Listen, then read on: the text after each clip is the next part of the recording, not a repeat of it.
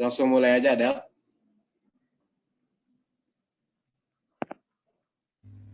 Langsung saya ada. Langsung saya kali. Oke, Del. Tuh. Baiklah, Assalamualaikum warahmatullahi wabarakatuh. Kami dari kelompok Kami dari kelompok 6 akan mempresentasikan tentang kebijakan publik dan partisipasi publik. Di sini kami beranggotakan saya sendiri, Dendi Putra Adrian, dan Dwi Andini Sukmawijaya, dan Fadel Muhammad. Baiklah, selanjutnya isi pembacaan materi akan dibacakan oleh Fadel. Pada Fadel kami persilakan.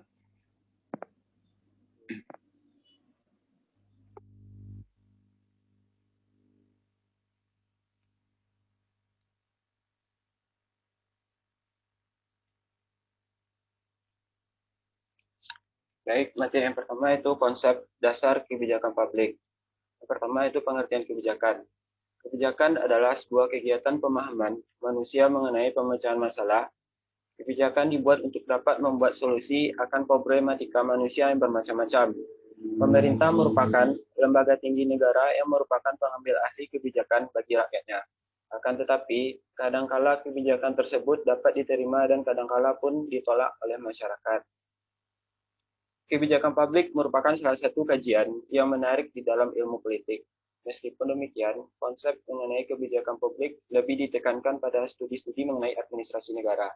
Artinya, kebijakan publik hanya dianggap sebagai proses pembuatan kebijakan yang dilakukan oleh negara dengan mempertimbangkan beberapa aspek. Yang selanjutnya itu terdapat beraneka-ragaman pengertian kebijakan sebagaimana dirangkum oleh Irfan Islami. Yang pertama itu Harold de Laswell dan Abraham Kaplan mengartikan kebijakan sebagai suatu program pencapaian tujuan dan nilai-nilai praktek-praktek yang terarah. Ke-16 analisis kebijakan publik. Yang kedua itu Carl J. Frederick, yaitu mengartikan kebijakan sebagai serangkaian tindakan yang diusulkan seseorang atau kelompok pemerintah dalam suatu lingkungan tertentu dengan menunjukkan hambatan-hambatan dan kesempatan-kesempatan terhadap pelaksanaan usulan kebijakan dalam rangka mencapai tujuan tertentu. Yang ketiga yaitu James E. Anderson, yaitu mengartikan kebijakan sebagai serangkaian tindakan yang mempunyai tujuan tertentu yang diikuti dan dilaksanakan oleh seseorang atau pelaku ataupun sekelompok guna memecahkan suatu masalah tertentu. Selanjutnya itu terdapat beberapa hal yang terkandung dalam kebijakan, yaitu tujuan tertentu yang ingin dicapai. Yang kedua itu serangkaian tindakan untuk mencapai tujuan, strategi yang disusun untuk mencapai tujuan dengan lebih mudah yang acap kali dijabarkan ke dalam bentuk program dan proyek-proyek. Yang ketiga itu usulan tindakan dapat berasal dari perseorangan atau kelompok dari dalam ataupun luar pemerintahan. Yang keempat, penyediaan input untuk melaksanakan strategi, input berupa sumber daya baik manusia maupun bukan manusia. Selanjutnya itu definisi kebijakan publik. Para sarjana menekankan aspek kebijakan umum atau public policy Pillite menganggap bahwa setiap masyarakat mempunyai beberapa tujuan bersama. Cita-cita bersama ini ingin dicapai melalui usaha bersama, dan untuk itu perlu ditentukan rencana-rencana yang mengikat yang tertuang dalam kebijakan polisis oleh pihak yang berwenang dalam hal pemerintah. Selanjutnya itu definisi tentang kebijakan publik. Yang pertama itu Chandler dan Plano. Kebijakan publik adalah pemanfaatan yang strategis terhadap sumber daya yang ada untuk memecahkan masalah-masalah publik atau pemerintah. Kebijakan publik merupakan suatu bentuk intervensi yang dilakukan secara terus-menerus oleh pemerintah demi kepentingan kelompok yang kurang beruntung dalam masyarakat agar mereka dapat hidup. Yang kedua itu Thomas R. Day 1981, kebijakan publik dikatakan sebagai apa yang tidak dilakukan maupun apa yang dilakukan oleh pemerintah. Is whatever government choose to do or not to do. Pokok kajian dari hal ini adalah negara. Yang ketiga itu David Easton 1969. Kebijakan publik diartikan sebagai pengalokasian nilai-nilai kekuasaan untuk seluruh masyarakat yang keberadaannya mengikat. Dalam hal ini hanya pemerintah yang dapat melakukan suatu tindakan kepada masyarakat, dan tindakan tersebut merupakan bentuk dari suatu yang dipilih oleh pemerintah yang merupakan bentuk dari pengalokasian nilai-nilai kepada masyarakat. Yang kedua itu proses kebijakan publik. Proses pembuatan kebijakan publik merupakan proses yang kompleks karena melibatkan banyak proses maupun variabel yang harus dikaji. Oleh karena itu, beberapa ahli politik yang menaruh minat untuk mengkaji kebijakan publik membagi proses-proses penyusunan kebijakan publik ke dalam beberapa tahap. Selanjutnya akan dilanjutkan oleh teman saya.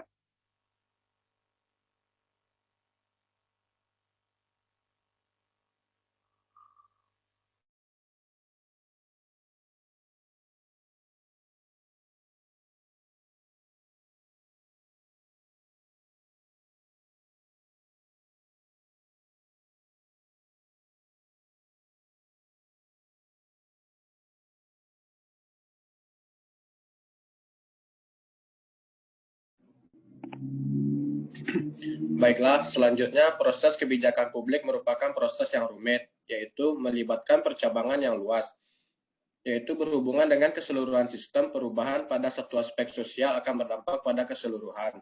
Yang kedua adalah melibatkan perspektif jangka panjang.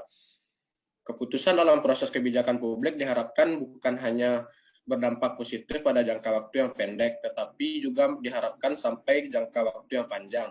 Ketiga, menggunakan sumber-sumber kritis untuk meraih kesempatan yang diterima dalam lingkungan yang berubah.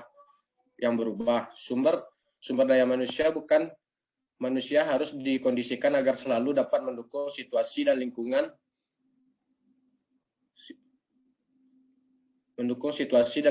yang dinamis yang dihadapi proses kebijakan publik.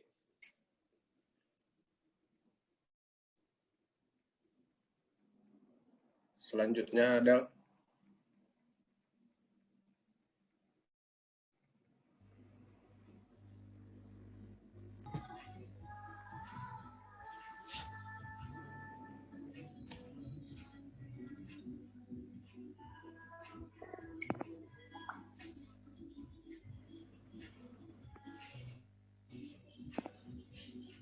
yang pertama, tahap penyusunan agenda. Dalam tahap ini ada 3 kegiatan yang perlu dilaksanakan. Salah satunya adalah membangun persepsi di kalangan stakeholders bahwa semua fenomena benar-benar dianggap sebagai masalah.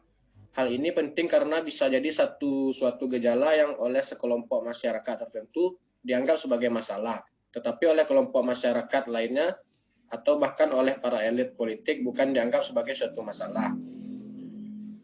Salah satu contoh yang kedua adalah membuat batasan masalah. Tidak semua masalah harus masuk dalam penyusunan agenda kebijakan dan memiliki tingkat urgensi yang tinggi, sehingga perlu dilakukan pembatasan terhadap masalah-masalah tersebut. Yang ketiga adalah mobilisasi dukungan. Agar masalah tersebut dapat masuk dalam agenda pemerintahan, mobilisasi dukungan ini dapat dilakukan dengan cara mengorganisasi kelompok masyarakat yang ada dalam masyarakat dan kekuatan-kekuatan politik, publikasi melalui media massa dan sebagainya.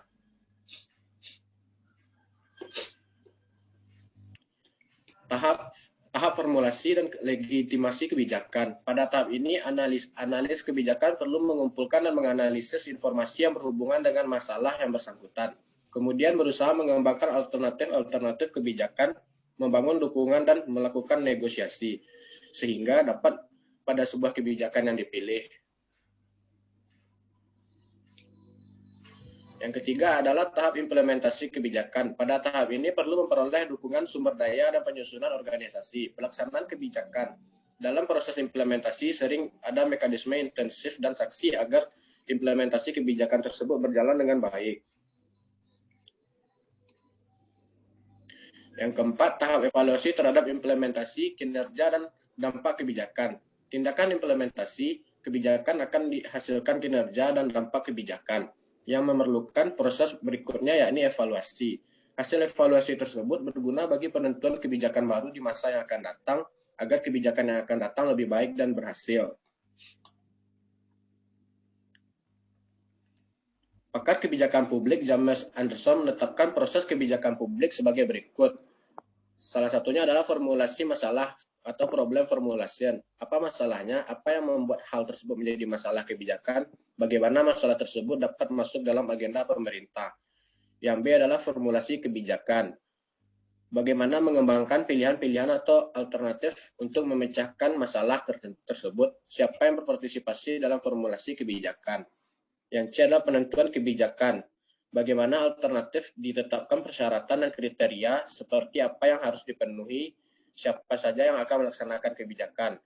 Bagaimana proses atau strategi untuk melaksanakan kebijakan, apa isi dari kebijakan yang telah ditetapkan.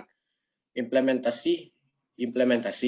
Siapa yang terlibat dalam implementasi kebijakan, apa yang mereka kerjakan, apa dampak dan isi kebijakan. Yang E adalah evaluasi, bagaimana tingkat keberhasilan atau dampak kebijakan diukur. Siapa yang mengevakuasi kebijakan, apa konsekuensi dan evaluasi kebijakan, adakah untuk tuntutan melakukan perubahan atau pembatalan.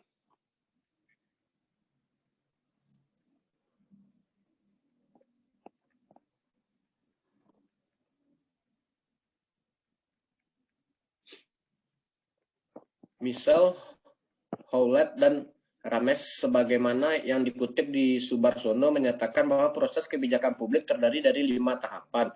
1. Penyusunan agenda merupakan suatu proses agar suatu masalah bisa mendapatkan perhatian dari pemerintah. Yang kedua adalah formulasi kebijakan, merupakan proses perumusan pilihan-pilihan kebijakan oleh pemerintah. Yang ketiga, pembuatan kebijakan, merupakan proses ketika pemerintah memilih untuk melakukan suatu tindakan atau tidak melakukan suatu tindakan. Keempat, implementasi kebijakan, merupakan proses yang melaksanakan kebijakan supaya mencapai hasil. Kelima, evaluasi kebijakan, merupakan proses memonitor dan menilai hasil atau kinerja kebijakan. Baiklah, selanjutnya akan dibacakan oleh Dini. Kepada Dini dipersilakan.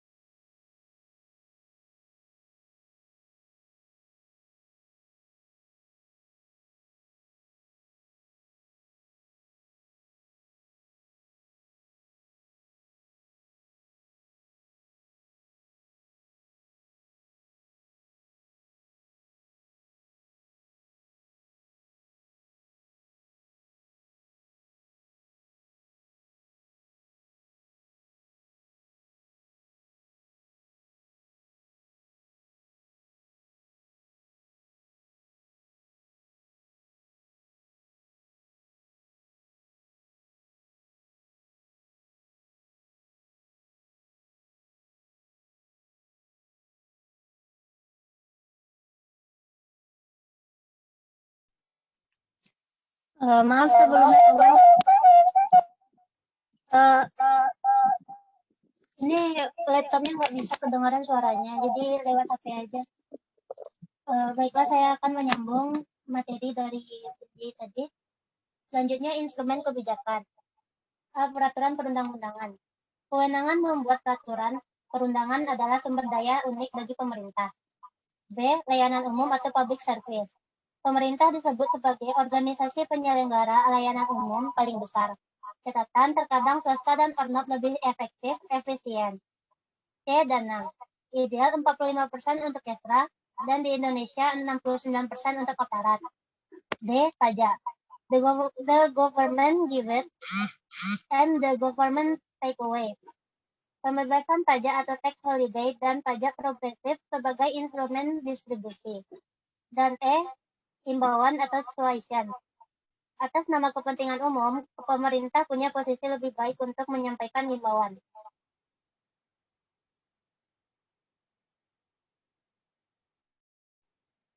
Selanjutnya deh.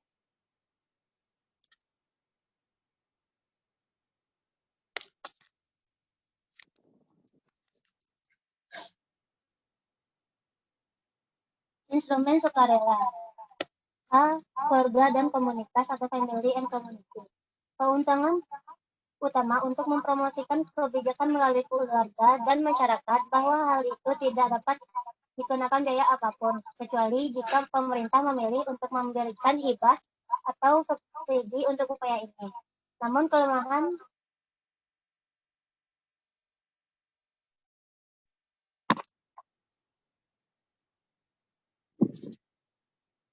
Maaf, hilang PPT. Tunggu santai.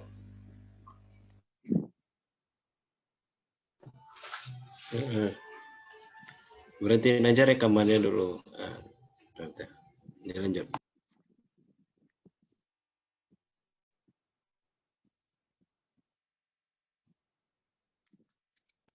Namun kelemahan yang ditemui di sini yaitu jika berkaitan dengan mengatasi problem ekonomi yang kompleks, efisiensi skala mungkin juga menjamin penyediaan terpusat oleh pemerintah, bukan penyisihan atas desentralisasi oleh keluarga atau komunitas. D. Organisasi sukarela atau voluntary organization.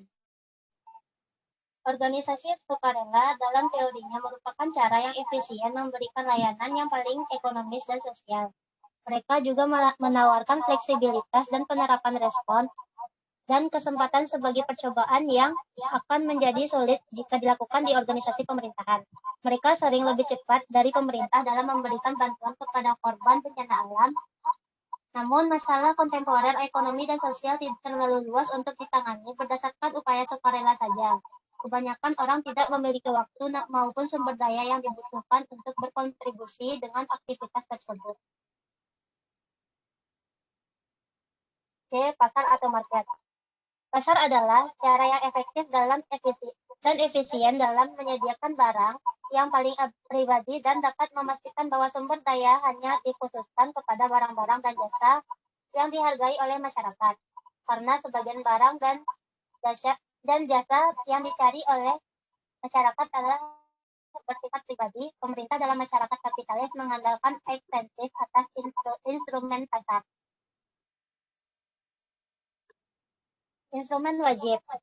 Instrumen wajib juga disebut instrumen direktif atau wajib, memaksa atau mengarahkan tindakan individu dan perusahaan dengan dasar kebijaksanaan. Pemerintah dalam pelaksanaan kewenangan kedaulatannya dapat memerintahkan warganya untuk melakukan kegiatan tertentu, dapat mendirikan perusahaan yang dikuasai pemerintah untuk melakukan semua fungsi yang dipilihnya, atau langsung menyediakan barang dan jasa yang bersangkutan melalui birokrasi. Contoh dari instrumen wajib. 1. Regulation. Peraturan mungkin juga menjadi sebuah politik yang menarik jika masyarakat umum atau subsistem kebijakan ingin melihat suatu aksi yang pasti dan cepat sebagai bagian dari pemerintah. Namun di sisi lain, instrumen ini juga memiliki kelemahan seperti peraturan cukup sering mendistorsi aktivitas dari sektor sukarela dan privat, dan juga melalui peraturan promosi pada sektor ekonomi menjadi tidak efisien. 2. Public enterprise. Perusahaan publik juga dikenal sebagai usaha milik negara atau BUMN, di mana aturan yang telah dibuat dengan khusus. Arahan pengelolaan dikendalikan oleh pemerintah. Dalam persyaratan administrasi, perusahaan publik ini mungkin dapat menyederhanakan proses manajemennya jika peraturan yang melingkupinya sudah luas penjangkauannya. Akhirnya, keuntungan yang diperoleh dari perusahaan publik mungkin akan menjadi dana publik. Selanjutnya akan dibacakan oleh Fadel.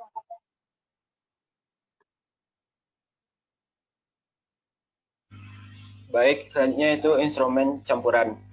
Jika instrumen wajib merupakan kebijakan yang bersifat memaksa dan instrumen sukarela lebih berbasis sukarela dan bersifat kekeluargaan, maka mixed instruments atau kebijakan campuran merupakan gabungan dari keduanya. Instrumen campuran adalah instrumen yang menggabungkan fitur dari kedua instrumen sukarela dan wajib. Instrumen ini mengizinkan pemerintah berbagai tingkat keterlibatan dalam membentuk keputusan aktor non-negara, sementara meninggalkan keputusan akhir untuk pelaku swasta.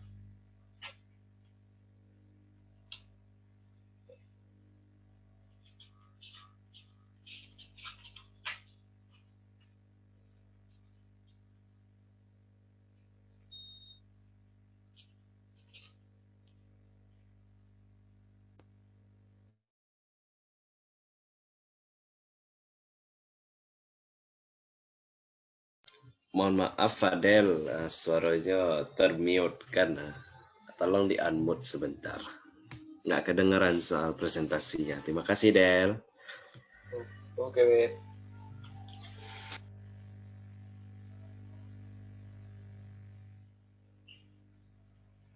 Lanjut dah presentasinya.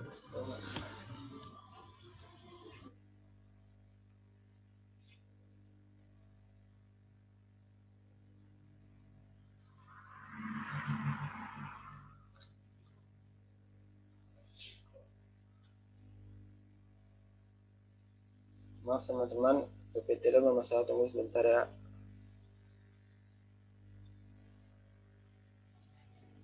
Siap Del, siap.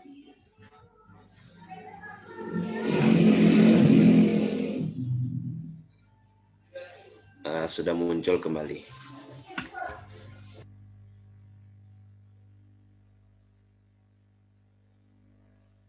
Selanjutnya itu pengertian partisipasi dan kebijakan publik.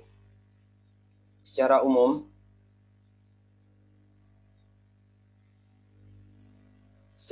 istilah partisipasi adalah bagaimana masyarakat berkontribusi secara aktif dalam berbagai kegiatan bersama untuk kepentingan umum. Suatu kegiatan partisipasi termanifestasi dalam wujud keikutsertaan secara sukarela yang dilakukan secara aktif oleh orang-orang atau kelompok dalam kegiatan-kegiatan program atau kegiatan atau kebijakan pembangunan sebagai bentuk rasa tanggung jawab terhadap pelaksana dan hasil-hasil dari program tertentu. Dengan demikian, partisipasi berkaitan dengan bagaimana publik berperan secara optimal dalam siklus kebijakan publik, baik dalam proses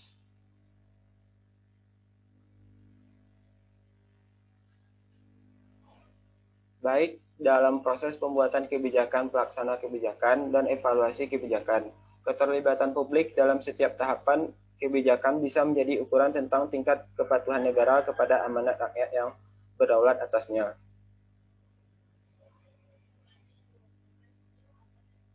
Sekian dari kelompok kami.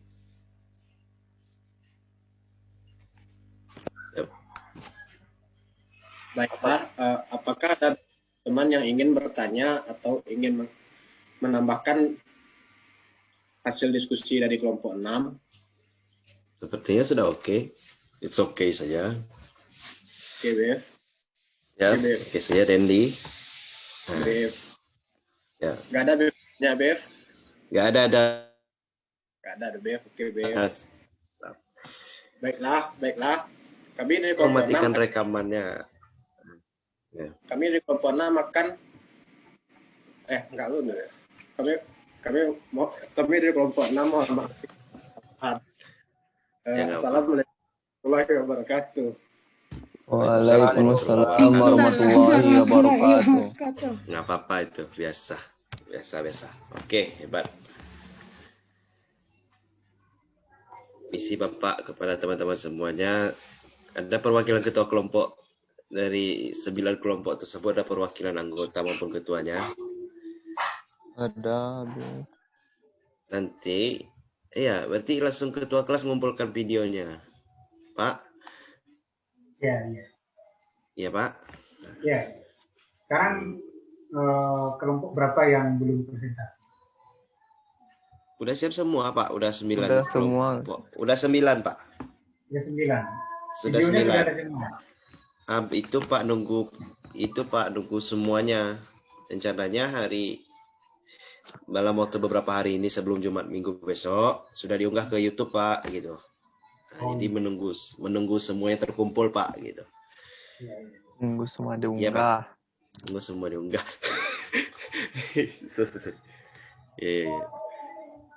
Tolong host matikan rekamannya.